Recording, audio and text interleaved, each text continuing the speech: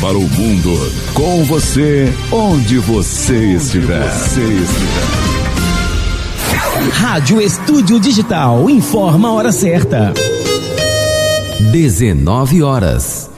A partir de agora, a informação com imparcialidade e credibilidade. Está no ar. Informe Digital.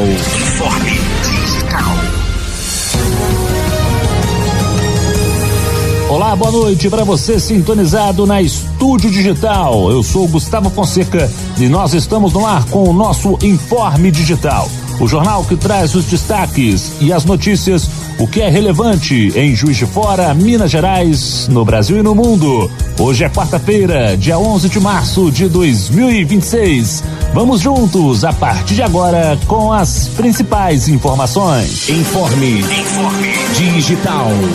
E as linhas do transporte coletivo urbano, que tem como trajeto a Estrada União Indústria, BR-267, voltaram a circular pelo trecho que antes estava interditado por conta dos riscos geológicos definidos pela Defesa Civil causados pelas fortes chuvas no mês de fevereiro.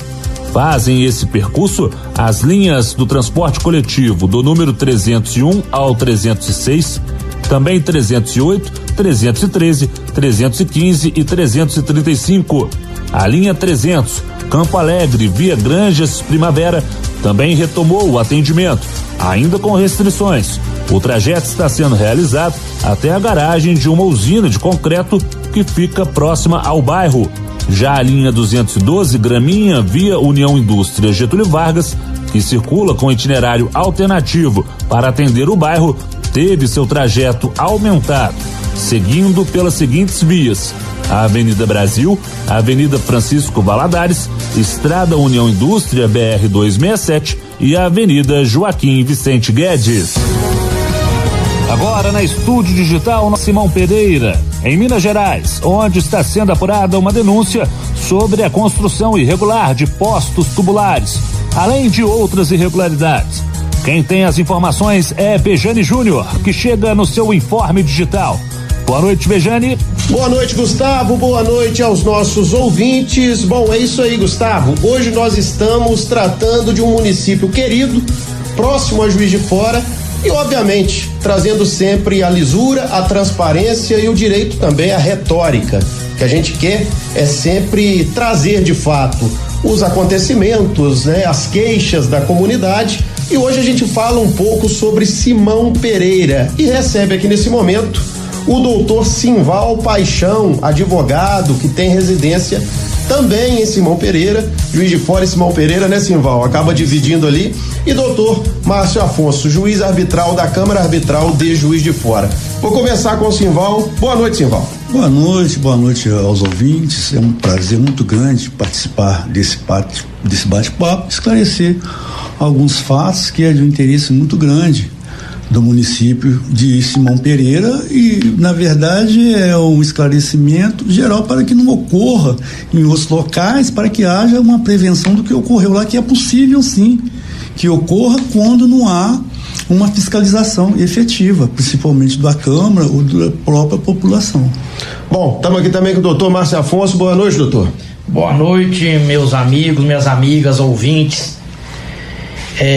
Nós estamos aqui para falar sobre algumas irregularidades que está acontecendo no município de Simão Pereira, como o nobre colega aí, doutor Simval, já começou a dizer sobre isso aí. Com relação aí a alguns poços artesianos que foram perfurados, né, no município de Simão Pereira e que danificou o solo e também, né, o prejuízo imenso para a população daquele bairro ali, Balança, e também até para o meio ambiente, né, porque hoje para reparar um solo hoje é difícil. Isso aí, né, doutor Simval, é complicado, né? Até para contextualizar, a construção desses poços, que foram poços tubulares, não é mesmo? Elas ocorreram quando, doutor Simval, doutor Márcio, e foram feitas, para que o nosso ouvinte se atualize, pela gestão municipal, no caso, através da ordem do prefeito de Simão Pereira, é isso? Justamente, esses poços, na verdade, eles têm bastante cunho político a realização. Por quê? Eles pediram uma audiência com o prefeito, segundo eles não foi concedido, eles então entraram em contato com o vereador o Newton. Este vereador, de imediato, viu a necessidade que tinha, a urgência que tinha, e eles por si só contrataram um perito para fazer um laudo para saber se esses riscos realmente eram reais, e o laudo constatou esse fato. Diante disso, o prefeito, já sabendo também, ele foi orientado pelo vereador Toró e outras pessoas da comunidade a parar com essas, para desligar os poços, porque ele estava causando essas rachaduras. Mas como era um ano eleitoral, ele insistiu até onde não podia. Foi em 2024. Aí ele paralisou esses poços e marcou que ia fazer uma audiência pública para reparar esses danos e também conseguir verbas para pagar quer dizer, uma indenização sobre... E assim, uma indenização. Ele ia fazer um projeto de lei para enviar em novembro, dezembro, e ele, nenhuma providência tomou, e alguns moradores resolveram entrar na justiça, como entramos. Eu e o doutor Márcio, nós estamos dirigindo esta ação, da qual vai ter uma audiência agora, no dia 23. Então, diante disso, se criou uma questão bastante complicada. O prefeito começou a fazer umas obras dos riscos menores para os maiores. E pelo visto, nós não sabemos de onde está saindo essa verba e por que usou funcionários públicos, segundo o próprio vídeo que o prefeito postou com funcionários fazendo essa obra, do qual o secretário,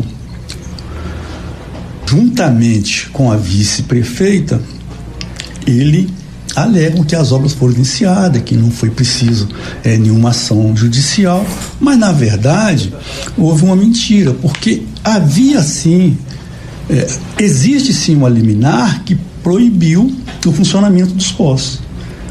Não só isso. E quando a gente fala que houve um cunho político, é porque na véspera da eleição, num domingo antes da eleição, 7h da manhã, o prefeito vai e posta um vídeo informando que tinha uma liminar para funcionar os postos em 15 dias. Um domingo antes da eleição. Ou seja, doutor Simval, ele faltou com a verdade com seus eleitorados. Com os eleitorados. Porque a liminar que tem até hoje em curso no processo exatamente foi deferida para parar os poços, não funcionar. E olha só, doutor, mas é isso que a gente quer entrar aqui. Doutor Simval explicitou o que houve, né, de uma maneira muito clara.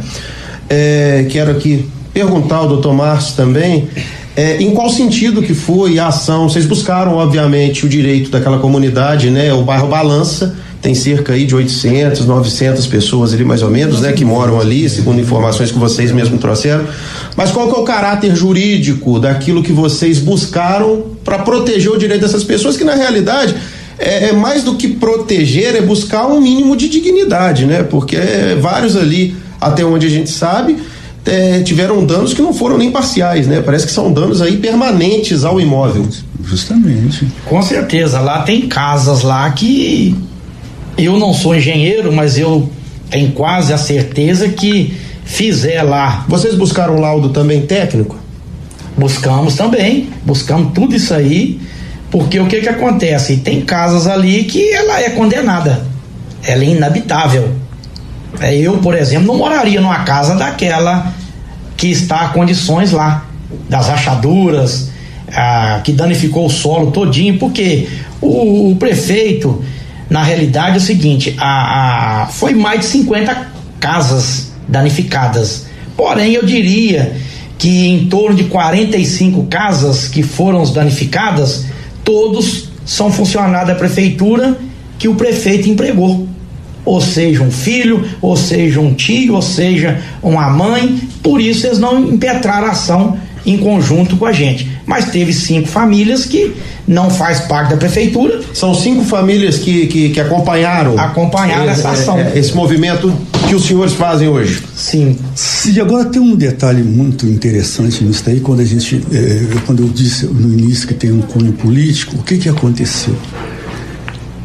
Ele postou esse vídeo que tinha essa liminar que ele ligaria o posto em 15 dias. Passou a eleição, começou a ter uma pressão sobre a água outra vez. O que ele fez? Ele foi e ligou para o presidente da associação do Miragem, que chama o senhor Sócrates, doutor Sócrates, e pediu o doutor Sócrates a postar um vídeo culpando o Josemar, que é o dono da água mineral, onde que ele serve água mineral de graça para todo mundo, que era o Josemar e que era o culpado dos poços não tá ligado. Então, eles usaram essa maneira política para lubridiar. Ainda tem um detalhe, nessa audiência pública, vocês chegaram, só para entender, vocês chegaram a procurar o prefeito Davi, conhecido como Chiclete, junto com essas 5 famílias? Não. Ele mostrou disposição de recebê-los, escutar pelo menos, ou isso não foi feito? Não, mas eles procuraram. Sim. Tanto é que procuraram. E houve uma resposta? Não houve uma resposta e não houve também a apresentação do laudo. E ainda tem um detalhe muito interessante, que teve uma audiência pública em novembro, depois das eleições, e há um diálogo entre o prefeito e o vereador Nilton. Obviamente ele não sabia que essa audiência estava sendo gravada. Então eles relatam, o vereador fala que pediu ao DE para apresentar o laudo só após as eleições. O que vocês pedem hoje com essa ação que vocês ingressaram aí na justiça? Qual é o pedido? O pedido é para que seja nomeado perito para avaliar o quantitativo e ver realmente os danos, porque tem casas lá que a olho nu, não sou perito, mas eu acho que não tem condições de moradia nessas casas. Correto. De imediato. Ou seja, um perito da área da engenharia civil, que ele vai poder atestar se aquela casa está inabitável, se ela está com risco iminente de desabar. E houve uma falha muito grande do prefeito por ele não ter feito um estudo de subsolo para fazer a perfuração desses poços. Por quê? O subsolo, volto a dizer, não sou especialista nessa área, mas tem aqueles aquíferos, que, ou seja, explicando melhor, são tipo umas bacias, que acumula água. E ele faz a perfuração dos poços e, ao ligar esses poços para funcionar, ele vai sugar mais água do que chega para poder encher aqueles aquíferos. Aí é onde que o solo vai ceder e vai causar essas rachaduras imensas no solo, que isso aí traz até um dano muito grande para o meio ambiente, que é difícil de fazer a reparação disso. Como Minas, tem aí o IGAM, que regulamenta isso, São Paulo é o DAI, no Rio é o INEA, mas assim, eu não sei se o IGAM fez detalhadamente esse estudo, se o prefeito pediu isso, se ele contratou um geólogo especialista para fazer esse, aí o doutor Simval acompanhou também lá e vai saber posicionar mais sobre isso. É estranho, que a gente assiste hoje, nós estamos aqui numa posição da realidade de entrevistador, estive no papel de mandato, como vereador de Juiz de Fora, e hoje fazendo um outro papel, e me causa muita estranheza isso ter sido feito sem um laudo técnico, sem verdadeiramente um estudo de solo. Isso aconteceu ou não, doutor Simval? Pois é, mas o Márcio elencou agora uma preocupação. Justamente, mas uma preocupação maior também não foi só com os danos materiais. Existe um danos morais, um danos psicológico muito grande. Com certeza. As pessoas que estão lá, elas não dormem. Elas estão sofrendo. O trauma que se traz a partir do momento que começou a furar esses poços, em quanto tempo começou a aparecer esses danos estruturais? Logo nos 30 dias. 30 dias. E demorou mais 3 meses. Entendi. Então, quer dizer, em 120 dias, em 4 meses, o negócio moeu do jeito que aconteceu. Vamos falar o português bem claro. É onde que chegou isso. Eu não vou adentrar muito nessa questão técnica, eu estou um pouco na jurídica, mas só um esclarecimento aqui. O prefeito, na audiência, ele fala que ia separar 2 milhões. Ele ficou surpreendido porque o DEA informou que era 50 casas. Ele nem sabia, ele foi furando, nem sabia. Então, ele falou que ele ia reservar 2 milhões e tem 20 milhões para gastar. Ele faz uma contestação sem saber que estava sendo gravado, com permissão, qualquer lei permite isso, e fala que lá só teve 3 casas danificadas e que o prejuízo lá não passa de 150 mil. Ele fala uma coisa na gravação nítida. Essa gravação que você cita sempre é a audiência pública. A audiência pública, tá nos autos. Ela tá nos autos. A audiência pública é pública, pô. Você pode gravar, você pode tirar foto, é o que você quiser. Então eles combinam de entregar um laudo depois, eles combinam de fazer uma obra, não faz. Ele fala que vai reservar 2 milhões, depois vem alegando que a obra lá é em torno de 150 mil e ainda falam uma outra inverdade, que os laudos todos foram pagos pela prefeitura. Não, o primeiro laudo foi pago pelo vereador Dé, pelo doutor José Zemar e a população. Olha só, nós estamos rompendo o nosso horário aqui, temos mais 2, 3 minutinhos para passar para o Gustavo de novo no estúdio da Estúdio Digital. E eu queria trazer só mais um assunto aqui. Parece que tem uma outra questão, né, envolvendo a prefeitura de Simão Pereira, onde vocês, como o tal do nepotismo, essa denúncia de nepotismo é em Simão Pereira. Realmente o que acontece, porque o prefeito, ele fez uma nomeação do